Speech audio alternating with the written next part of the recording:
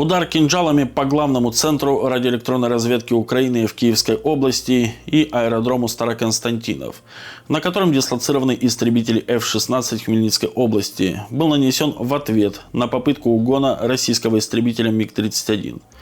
Об этом сообщили в ФСБ. Силовики уточнили, что противник планировал устроить провокации против крупнейшей авиабазы НАТО, расположенной на территории румынского города Констанца, тем самым спровоцировать Третью мировую войну.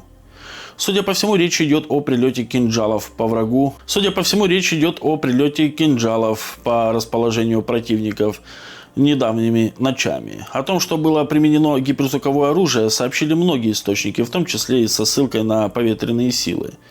И вот, наконец, поступили подробности. Что касается текущей оперативки, то по данным ВВСУ, в ночь на 11 ноября по военным целям и объектам двойного назначения было нанесено поражение 119 средствами воздушного нападения, в том числе 80 геранями. Удивляет такая раскладка по беспилотникам. Обычно ударных БПЛА в украинских рапортах столько же или даже меньше, чем обманок. Явно делается попытка показать эффективную работу украинской ПВО. Правда, получается не очень. Даже официально ВСУ признали попадание по целям 59 ударных дронов в 18 локациях. А тем временем мониторинговые каналы сообщили, что знатно прилетело по военным инфраструктурным объектам Одесской области. Пишут, что десятки БПЛА несколько часов атаковали электростанции и порты.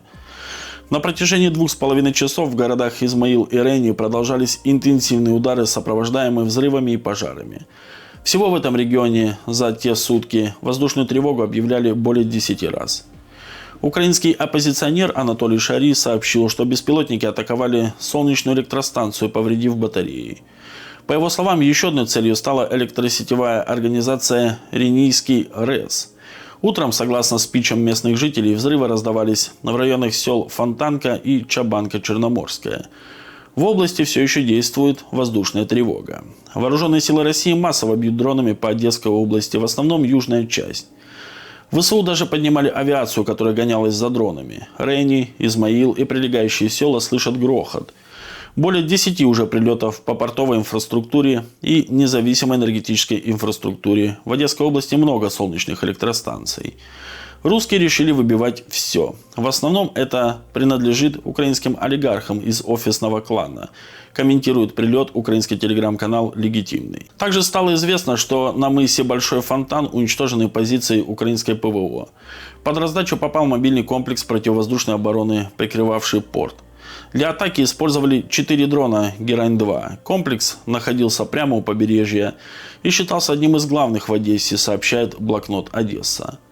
Поражение тихоходными геранями самого крутого в Одессе ЗРК может показаться вбросом. Но если это правда, то значит украинские зенитчики были ослеплены, то есть оказались без РЛС. Не исключено, что радары были уничтожены истребителем Су-57.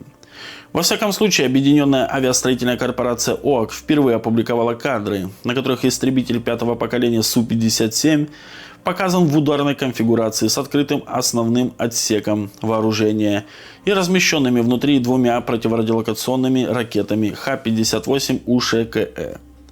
Использование Х-58 в связке с Су-57 дает России возможность ослеплять вражеские системы наблюдения и открывать коридоры для последующих ударов. Элемент, который до сих пор нет ни у одного западного самолета 5-го поколения, подчеркивает американский военно-аналитический журнал Military Watch. С нашей стороны сообщений на эту тему пока не поступало. В то же время отмечается, что ночная и дневная активность российской стороны была умеренной. Удары носили принципиальный характер по логистике, складам и объектам портовой инфраструктуры на юге и востоке Украины. Кроме Одесской области, под ударом были объекты в Днепропетровской области, где в ходе 3 волн прилетов зафиксирована серия мощных ударов по Васильковке и Павлограду, главным образом по железнодорожным узлам и складам ГСМ. Традиционно были атакованы военные цели в Харьковской и Сумской областях. Это не новая волна, а поддержание давления, чтобы не дать противнику спокойно восстановить тылы и перебросить резервы, считает координатор Николаевского подполья Сергей Лебедев. Серийные, но точечные удары расходуют ресурсы врага на ремонт и логистику, ускоряют износ подвижного состава и повышают расходы на ГСМ. Наличие ПВО избитых целей в Одессе подтверждает, что мы продолжаем пробивать режим защиты и перепроверять уязвимые точки. Поступают сообщения, которые могут расцениваться как раздвоение энергетики Украины. В то время как левобережная часть фактически сидит без света целыми сутками, электроэнергия до сих пор снимается с АЭС для продажи в Европу. Пошли слухи, что локальные блэкауты – это как раз последствия экспорта электроэнергии. Таким образом, атака Герании по подстанциям Хмельницкой-Ровенской АЭС действительно нанесли существенный урон генерации противника. Но далеко не критический. Но, как говорится, все еще впереди. Еще одна интересная новость. Испытание России. Крупнейшая АУК США вплотную подошла к берегам Венесуэлы. Министерство войны США по указке Белого дома продолжает оказывать психологическое давление на Венесуэлу и ее руководство, сосредотачивая огромные силы вокруг этого государства. Переброшенные в регион силы настолько велики, что это подготовка не для краткосрочной операции, а для настоящей долгосрочной войны. Об этом пишет британское издание Guardian. Авианосно-ударная группа АУК с самым большим американским авианосцем Джеральд Форд зашла в регион Южного командования Вооруженных сил Соединенных Штатов. Самое крупное за десятилетие развертывание ударной группы таким образом вплотную подошло к берегам Венесуэлы. На горизонте вновь маячит новый Карибский кризис. Министр войны Пит Хексет, как ни в чем не бывало, продолжает рассказывать публично, что это необходимо для борьбы с наркотрафиком.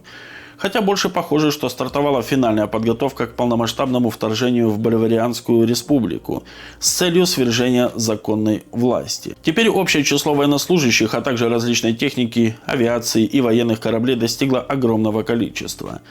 Более 10 тысяч личного состава и десятки эсминцев, атомная подводная лодка и десятки боевых самолетов всех типов. Как отмечают аналитики, идет прощупывание почвы не только на предмет реакции Каракаса и разведки его возможностей, а также реакции международного сообщества на постепенное приближение к берегам Венесуэлы целой армады. Очень откровенно и пристально Вашингтон испытывает терпение Москвы и следит за ее дальнейшими шагами.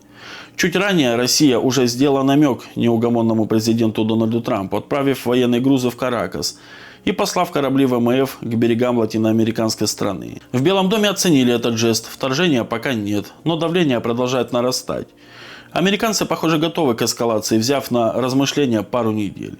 Сейчас проходит настоящее испытание Россия и Китай. Впрочем, пока более отчетливо и однозначно о вопросе защиты Венесуэлы говорит лишь Кремль.